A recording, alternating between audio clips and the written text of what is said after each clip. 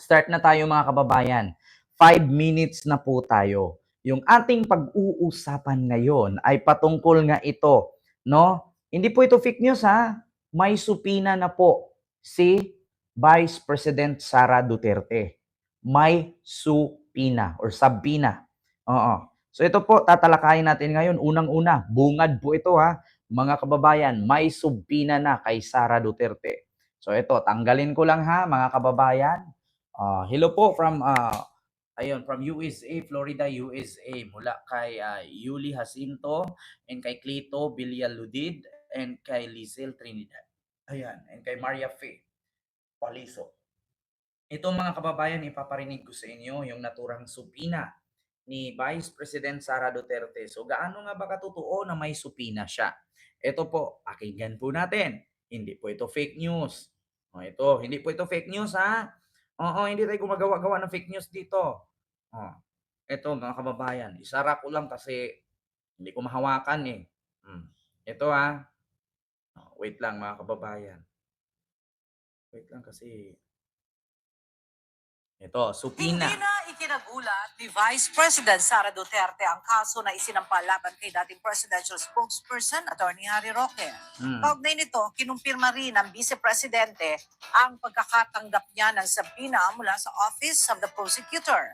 Ayon sa National Bureau of Investigation, may kaugnayan ito sa kasong inihain nila dahil sa umano'y bantang binitawan ng Vice Presidente laban kina Pangulong Ferdinand Marcos Jr., First Lady Liza Marcos at House Speaker Martin Romualdez. Paliwanag ni NBI Director Jaime Santiago, matagal nang naisampa ang kaso at ngayon lamang ito naisalang sa preliminary investigation ng Department of Justice. Hindi na tayo nagugulat, no, na merong case na final kay dating spokesperson, Attorney Harry Roque, dahil isa talaga siya sa mga malakas ang boses at malakas ang loob na magsabi kung ano ang mali sa administrasyon ngayon. In fact, ako man ay naka-receive din kanina ng summons sa Office of the Prosecutor sa final ng National Bureau of Investigation na kaso laban sa akin. So yun po mga kababayan, narinig nyo po na isa daw po si Vice President Sara Duterte na nakatanggap ng supina, no? So sa madaling salita, meron po siyang supinang natanggap. Hindi po yan fake news ha. Oo, nakatanggap siya sila dalawa ni Harry Roque. So, 'di ba? Nagugulat pa nga daw po siya eh. Clieto Villadulid eh. James Aito TV, Miguel of shoutout po dyan sa California, no? So, kitang-kita nyo mga kababayan na totoo po, no? Nakatanggap si VP Sara. Ayan, kung nakita nyo, si Vice President Sara Duterte ng supina. Ayon po yan sa UNTV News, no? So, hindi po yan fake news, hindi po yan gawa-gawa. Hindi po yan imbento. Lahat po ng ating live, lahat po ng ating vlog, may mga sources. Di ba? May nahuling nag-fake news. Sabi ni Maria Fe Palisok. Ayan. Hello po sa iyo, ma'am. So, yun. Karma is coming. Di ba? Ayan Sara Duterte may subpina na. Si Harry Roque may subpina na rin. So, speaking of subpina, mga kababayan, eto nga, dito sa ating vlog ngayon ay speaking, ihirit po natin dito si Governor Gwen Garcia ng Cebu ay isinuspindi nga ito ng ombudsman, no? Meron po siyang suspension order mula sa ombudsman at sa kinasuhan nga ito yung patungkol sa dating kaso niya ito na i-file, ngayon lang nailabas at tanong nga ni Governor Gwen Garcia kung bakit at ang sabi nga niya, bakit ngayon ipinasok itong suspension order laban sa kanya na kung saan eleksyon. No? So, ang saad nga niya ay hindi siya bababa sa pwesto at mananatili siyang gobernador ng Cebu. Matapang talaga ito. Pero kahit kamag-anak ko to, hindi kami close. So ito, pakinggan ninyo. Hindi daw bababa sa pwesto pwesto si Cebu Governor Gwen Garcia sa kabila ng pagsuspindi sa kanya ng ombudsman. Kinwestiyon din ng gobernadora kung bakit ngayong mag-e-eleksyon ipinataw ang suspensyon. Nasa frontline ng balitang yan, si News 5 Visayas correspondent John Narawa.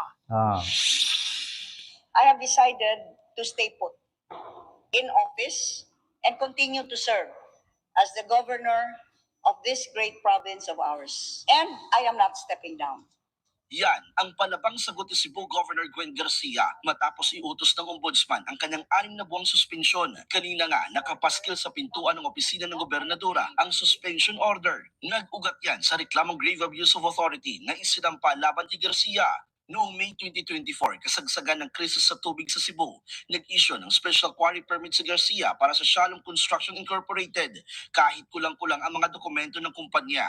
Walang environmental compliance certificate, walang DENR certificate of non-coverage, at walang nangyaring konsultasyon sa government agencies. Depensa ni Governor, aprobado ng Provincial Board ng pag-issue ng permit at nasa ilalim ng state of calamity noon ng Cebu. Kaya naman, magpapadala si Garcia ng clarificatory query sa DILG para linawin ang suspension order sa kanya ng ombudsman. Ipinunto rin ng gobernadora ang timing ng pagpapasuspindi sa kanya.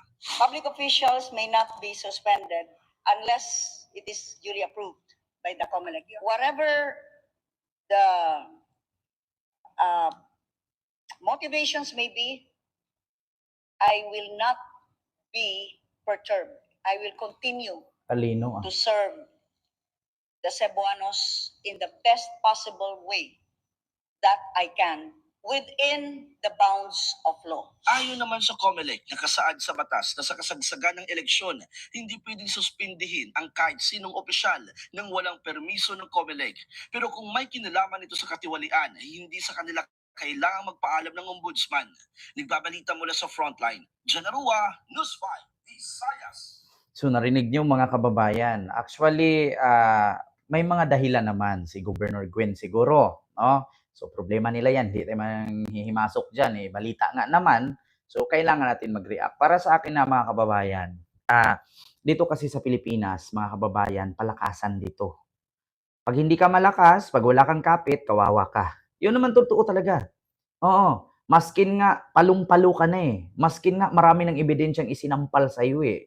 Maski na marami na ngang patunay na ikaw ay nangungurakot, ikaw ay nagkasala, ikaw ay may ginawang hindi maganda, ikaw ay nagkakamali, as long as may position ka, may kapit ka, untouchable talaga sila. Di ba? Ganun yun mga kababayan. So, pasok, di ba? Si Sara po, according nga sa UNTV, may sabina na. At isa nga din, sabi ni Sara, nakatanggap na din siya ng summon. Pareho sila dalawa ni Harry Roque. So yun, klarong-klaro po mga kababayan. Ako, mga DDS nito actually mga kababayan, para sa akin na abusing power is, alam nyo yung consequences kasi sa pag-abuse mo ng power, makikita mo lang yan pag nararamdaman mo na. Di ba? Pag nararamdaman mo na, tsaka mo yan makikita. Actually, marami naman, ito nagtaka ko mga kababayan, marami namang mga politician dito sa ating bansa, hindi naman nagkakaganyan katulad sa mga nararanasan nila ngayon. 'Di ba? May mga gobernador na sangkot sa issue, may mga congressman, may mga mayor, vice president, may president. Bakit marami naman politician sa ating bansa, hindi naman naranasan yung mga nararanasan nila. 'Di ba? Oo, Nerio Villamor, Miguel Abshara dyan sa Kabuyaw. Kaya naitanong ko lang, 'di ba? Ma'am Nerissa, Miguel shout out po. Emeros Liktawa, Miguel, shout out po. Kaya sabi ko, bakit ganun? Pero actually mga kababayan, hindi mo naman kasi yan maranasan hanggat hindi mo mararamdaman. Hindi mo mararamdaman hanggat hindi mo naranasan. Yun pala yung binaliktad ko lang eh. Hindi mo mararamdaman hanggat hindi mo naranasan. Hindi siya madikit sa iyo. Tingnan nyo ngayon, katulad kay Sara Duterte. Sunod-sunod na. Actually, hindi lang trahedya ang tawag dyan, kundi karma. Di ba? Sa araw-araw ba naman ng pambababoy nila kay BBM, sa araw-araw ba naman nasabi nila nagnakaw, bangag, adik. Di ba? Tapos, kapag sinabi mo, bangag pala eh, adik pala eh, bakit hindi kayo magsama-sama? Ito tanong ko sa inyo, mga DDS, magsama-sama kayong lahat.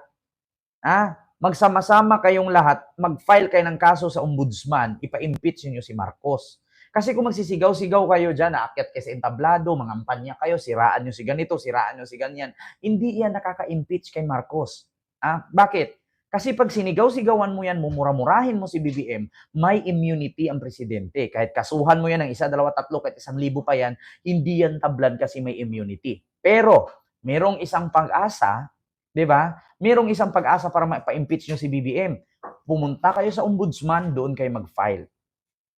Yes. Hindi, ito may mag-aral kayo, mag-research kayo. Alam ko may mga abogado na minsan nakakapanood sa akin, minsan ayaw kasi nga nagmumura tayo. Pero real talk lang. Hindi porket presidente si Marcos ay hindi nyo pwedeng i-impeach. Ito lang, siyempre, turuan ko kayo. Alam ko naman kayo, pag mga DDS, mga bubo kayo eh. Di ba? Pag sisigaw-sigaw nyo dyan, pag rally-rally nyo dyan, kahit nga sa harap kayo ng Malacanang mag-rally, hindi ipik yan. Bubumbahin lang kayo ng water cannon, nagisan lang kayo tear gas, minsan mabaril pa kayo ng mga security guard. Hindi iipik yan. Pumunta kayo sa ombudsman, doon kayo mag-file ng case. Yan ang tanging paraan para mapa-impeach nyo si BBM, ombudsman. Kung gusto nyong ipa-impeach kasi nga, tinginin nyo bangag, tinginin nyo adik. Kasi pag mag-rally-rally kayo dyan sa EDSA, mag-rally-rally kayo dyan sa Ortigas, hindi yan iipik. Wala yung kwenta. Nagpagod lang kayo. Di ba? Yung mga akyat-akyat ni Sara sa stage, tapos parinig dito, parinig doon, tirahin si ganito, tirahin yung mga congressman na pabor kay BBM, tirahin yung mga mayor na pabor kay BBM. Walang epek yan. Pumunta kayo sa ombudsman, doon kayo mag-file. Para ma-aksyonan. Tinuruan ko na kayo ha. Tapos ang tanong ngayon, baka gayahin nyo si Maharlika at si Harry Roque. Iko-convince nyo lahat ng DDS.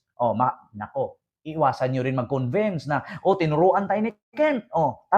Tara na, punta na tayo. Kasuhan na natin si BBM sa ombudsman. Makasuhan kayo ng inciting to sedition yan. Pag-aaklas yan, pagkakaisa yan. Rebellion ang tawag dyan. Dahan-dahan kayo pag-convince ng mga kasamahan ninyo. Kasi si Duterte, nakasuhan na yan. Di ba? Tinuruan ko kayo, mapapahamak naman kayo. Kasi nga bubo kayo eh. Di ba? Ang ganda ng advice ko. Yung mga nagrally-rally, ang dami nyo, di ba? Kasuhan nyo sa ombudsman. Pagdating sa ombudsman, kasi marami kayo, makasuhan naman kayo inciting to sedition. Di wala rin. Kasi nga bubo nga kayo. Di ba? Buti nga sinabi ko, kung hindi ko sinabi, tapos sinunod nyo yung sinabi ko. Di makasuhan kayo inciting to sedition, di ubos kayong lahat. Di ba? Kasi nga bubo kayo eh. Di ba? Yun lang advice ni Kent Garcia.